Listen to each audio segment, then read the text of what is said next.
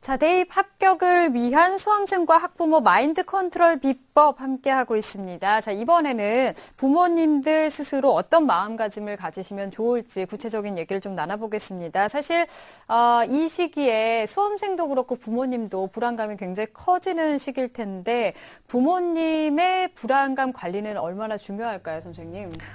중요하겠죠. 이제 왜냐하면 불안에 압도되게 되면은 아이 성적에 일희일비를 하게 되고, 네.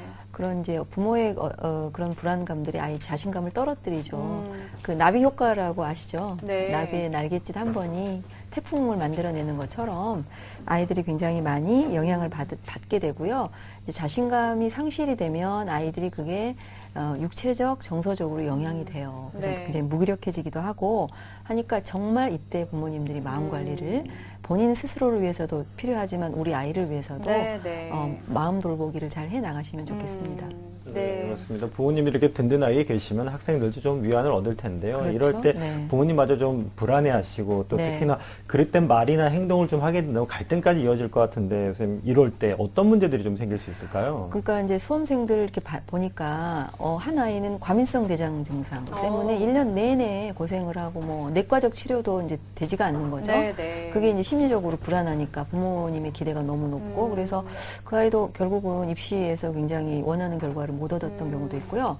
또 이렇게 애들 보면 자살 사고 굉장히 많이 합니다. 네, 네. 그러니까 애들이 이제 뭐 이렇게 결과가 잘 안 나올 때 부모님들이 툭툭 던지는 그런 말들이 아이들에게는 굉장히 상처가 우리가 생각하는 것 이상으로 상처를 주게 되고 이 아이들이 이제 이렇게 좀 극단적인 생각도 많이 하는 네, 경우들이 네. 있거든요. 그래서 그럴 수 있다라는 거 생각하시면 좋을 것 같고 한 아이는 이제 그 그러니까 아이의 수준에 우리는 늘 그러잖아요. 아이가 어느 정도 수준에서 대학을 갈 수 있다면 거기에 만족이 안 되잖아요. 또 부모니까 늘 그 이상의 것들을 기대를 하는데 그 부모님의 기대에 그 부응하지 못한다는 것에서 오는 죄책감이 굉장히 커요. 아이들이. 그래서 그 죄책감 때문에 결국 수능을 포기하는 아이도 봤거든요. 그러니까 정말 아이들이 힘을 받을 수 있도록 우리 부모님들이 어떻게 관리해 나가야 될지 좀 유념하시면 좋겠습니다. 네, 진짜 이 시기는 워낙 예민해져 있는 시기이기 때문에 작은 말이나 행동에도 아이들이 영향을 받을 수 있다는 점 참고하시면 좋겠습니다.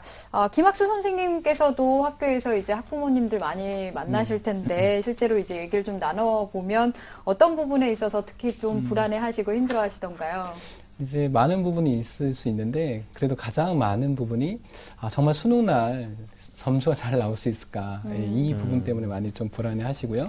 그리고 이제 남아있는 대학별 고사는 어떻게 준비하면 좋을지 그 어떤 방향성을 좀 잘 못 잡으셔 불안해 하시는 그런 네. 어머님도 계시고요. 그리고 지금 요즘 학생들이 선생님 너무 분위기가 공부가 잘 안 되는 그런 분위기고 학생이 마음을 다잡지 못하는데 어떻게 해야 되나라고 하면서 되게 불안해하는 어머님들이 되게 많으세요. 네. 사실 저도 그렇게 불안해 하실 때 어떻게 좀 위로의 말씀 드려야 될지 좀 난감할 때가 있거든요.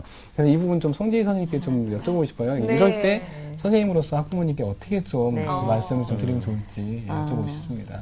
그렇죠. 그러니까 이제 그 입시 전략은 또 전략으로서 굉장히 아이에게 맞는 거를 해야 되지만 이제 그 이전에 부모와 아이는 정서적으로 유대가 연결되어 있죠. 네. 그래서 저는 우리 부모들은 뭐 아이에게 좋은 먹을거리 제공해주고 싶고 좋은 환경을 주고 싶은데 부모 자신이 환경이라고 저는 얘기를 합니다. 그러니까 그만큼 이제 아까 우리가 계속 반복해서 얘기를 하지만 부모의 정서 환경이 아이의 심리적인 안정에 너무너무 중요하다는 거죠.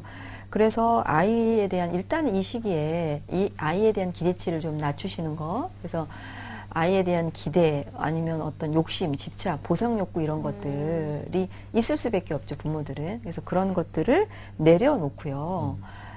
그냥 어떤 결과든 다 수용하겠다라는 그런 마음들을 가지시는 게 필요하고 그리고 또 하나는 저는 이렇게 얘기합니다. 옆집 아이 보듯 하자. 네. 네. 사실 옆집 아이가 조금 성적 떨어지거나 뭐 입시 실패해도 우리 그렇게 고통스럽지 않잖아요. 네, 네. 그러니까 그런 말 있잖아요. 우리가 어떤 고통을 경험을 할 때 그거는 어떤 그런 사건이나 상황이 아니고 그걸 바라보는 관점 때문에 우리는 힘들고 고통스럽대요. 네. 그래서 조금 더 아이들과 심리적 거리를 유지하려고 노력을 하셔서 그래야만 아이가 좀 더 객관적으로 보입니다. 그래야 내가 무엇을 도와야 할지가 보이거든요. 그래서 저는 엄마의 그 포스가 아니라 이모의 포스로. 네, 맞아요. 그래서 아빠들은 삼촌의. 네. 그러면 조금 더 마음이 여유로워지고 아이를 좀 격려해 줄 수 있는 네. 그런 부모님이 되실 수 있을 것 같아요. 네, 조금은 내려놓고 거리를 둬라라는 조언을 해주셨습니다.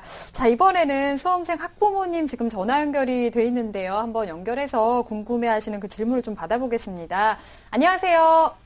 네, 안녕하세요. 네, 반갑습니다. 소개 좀 부탁드릴게요. 네, 저는 올해 수능에 2번째 도전하는 수험생의 학부모입니다. 네. 아무래도 2번째 도전이다 보니까 어머님께서도 걱정이 많이 되실 것 같아요. 어떠세요? 네, 저는 우리 아이가 재수생이어서 다시 도전하는 것에 대한 불안감을 어떻게 대처해야 할지 궁금해서요. 네. 불안감에 대해서 어떻게 대처를 하면 좋을지 궁금해 하셨는데요. 송지 선생님께서 좀 조언을 해주실까요? 네. 저도 이제 뭐 주변에 그 재수생 자녀 두신 부모님들 많고 그래서 네. 계속 지금 뭐 전화해보고 하는데 이제 불안합니다. 그리고 불안하지 않은 사람 없거든요, 지금. 근데 저는 그 불안이라는 거를 긍정적인 에너지로 돌릴 수 있다고 생각을 해요. 그러니까 일정 정도의 스트레스는 그게 동기가 될 수도 있거든요. 그리고 재수생들은 다시 바꿔 생각을 해보면 한번 경험을 했다는 거죠. 네네. 그러니까는 재학생들에 비해서는 그거 엄청난 거예요. 경험을 한번 했다는 거. 네네. 그래서 나는 한 번의 경험이 있다는 것. 그래서 더 잘할 수 있다는 생각을 하면 좋겠고, 이제 부모님들이 자칫 작년에 실패했던 것에 대한 그런 경험들 있죠. 그런 것들 때문에 아이한테 자꾸 그런 얘기들을 할 가능성이 있는데, 그런 얘기 되도록 하지 마시고, 우리는 한 번의 경험이 있기 때문에 더 잘할 수 있다. 그러니까 미국의 실리콘밸리에는요, 창업을 해서 3번 실패를 한 사람들이 A2 플러스의 등급을 받는데요. 가장 낮은 등급의 점수가 아무 경험도 없는 사람들이라고 하거든요. 그러니까 그만큼 어떤 실패라는 거는 내가 더 잘할 수 있는 경험을 쌓았다는 것이고, 그게 어떻게 보면 아이에게 자원이 될 수 있으니까 네네. 부모님도 그렇게 아이를 조금 더 북돋아 주시고 격려하시고 하면 좋겠습니다.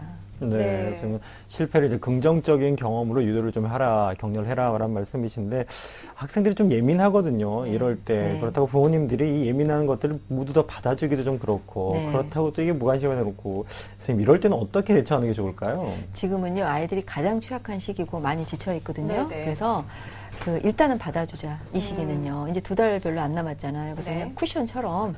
그리고 이때 애들이 이제 굉장히 도움을 받아야 되는데, 부모가 예를 들어서 아이가 굉장히 까칠하게 하고 예민하게 굴 때, 부모도 이게 이제 감정적으로 반응을 하게 되면 심정이 상하게 되고, 감정이 상하게 되고, 관계가 상하면 그거를 회복하기 위해서 또 마음이 필요하거든요. 네.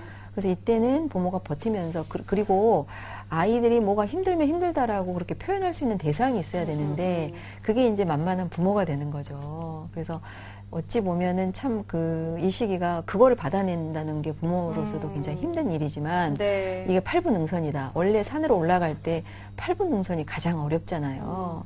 정상이 얼마 남지 않았다. 그래서 프랑스 나폴레옹이 전쟁을 치룰 때 아주 혹독한 겨울에 이제 병사들이 지쳐 쓰러져서 도저히 앞으로 진군을 못할 때 나폴레옹이 병사들을 격려했던 말이, 얘들아, 니네가 이 산만 넘어가면 포도밭이 있다. 니네가 먹고 싶은 포도를 마음껏 먹을 수 있다라는 말을 했다고 하거든요. 네네. 그러니까 끝났을 때 어떤 그런 기쁨 같은 것들을 이렇게 좀 같이 상상하면서 엄마가 부모님이 이 시기는 쿠션 역할을 해주셔라. 예, 받아주시는 거, 이게 좀 필요할 것 같습니다. 그래서 아이들을 이렇게 품어주면 이제 방전됐던 에너지가 충전될 수 있고요. 그래서 충전기 역할을 해주시면 좋겠어요. 네, 충전기 역할을 해주시라고 말씀을 해주셨는데, 아이들이 워낙에 지금은 또 예민하다 보니까 갈등이 좀 생기기 쉬운데, 어머니께 좀 여쭤볼게요. 혹시 그런 일은 없으셨어요? 네, 저는 아직은 뭐 그런 갈등은 없습니다. 그래요?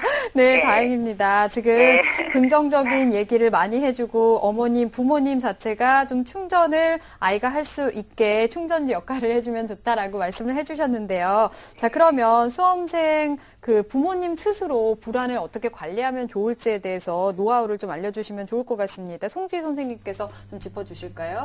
네, 첫 번째로는 네. 부모님들이 어떤 상황에서든지 간에 그걸 긍정적으로 해석하려고 하는 마음 근육을 단련하는 게 필요합니다. 네. 그래서 그 부모님들이 어쨌든 낙관적인 생각을 하시는 게 굉장히 필요하고요. 네. 또 하나 저는 24시간 아이 생각만 하지 마셔라.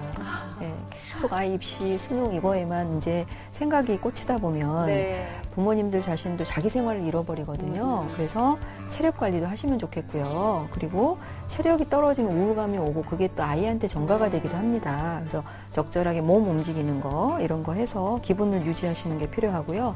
세 번째는 이제 어머님들이 뭐 이렇게 내 자신의 위로가 되거나 마음이 힘이 되는 그런 명상이나 또 기도, 또 좋은 글 이런 것들이 있거든요. 그래서 저도 이 시기에 참 이때 부모님들은 겸손해지는 것 같아요. 네, 네. 저도 참 이때 많이 겸손해졌던 것 같아요. 그래서 저도 그때 기도 많이 했었던 것 같은데 그렇게 해서 힘이 될 수 있는 방법들을 좀 찾으시는 거 네. 필요하고요. 이제 또 하나는 이 대입시도 그냥 삶의 과정인 거죠. 그래서 이 과정들을 함께 즐길 수 있으면 좋겠습니다. 아까도 얘기했지만 장기적인 관점을 갖게 되면 부모님들이 이게 끝이 아니다라는 네, 거 네, 네. 생각할 수 있고 저는 그래서 그때 아이한테도 그런 말 많이 해줬던 것 같아요. 한쪽 문이 열리면 한쪽 문은 또 열리게 돼 있다. 그게 굉장히 우리에게는 위안이 되잖아요. 그리고 항상 내 앞에는 문이 열려 있다. 그런 마인드를 가지면 지금 불안들을 조금 더 다뤄나가는 게 쉬울 것 같습니다. 네, 하나의 과정으로 좀 길게 생각하자라는 얘기까지 해주셨는데요. 어머니 오늘 잘 들으셨나요? 어떠셨나요? 네, 제가 네. 듣고 싶었던 이야기들 너무 충분히 잘 들었고요. 네. 너무 상당 감사합니다. 네, 아유, 감사합니다. 끝까지 네. 준비 학생이 잘할 수 있도록 어머니께서도 많이 도와주시고요. 오늘 감사합니다. 네, 너무 고마워요. 네, 네. 네. 자, 지금까지 수험생과 부모의 불안관리법에 대해서 알아봤습니다. 다음 시간에는 이 합격을 부르는 말과 행동은 무엇인지 더 얘기를 나눠보도록 하겠습니다. 잠시 후에 이어가겠습니다.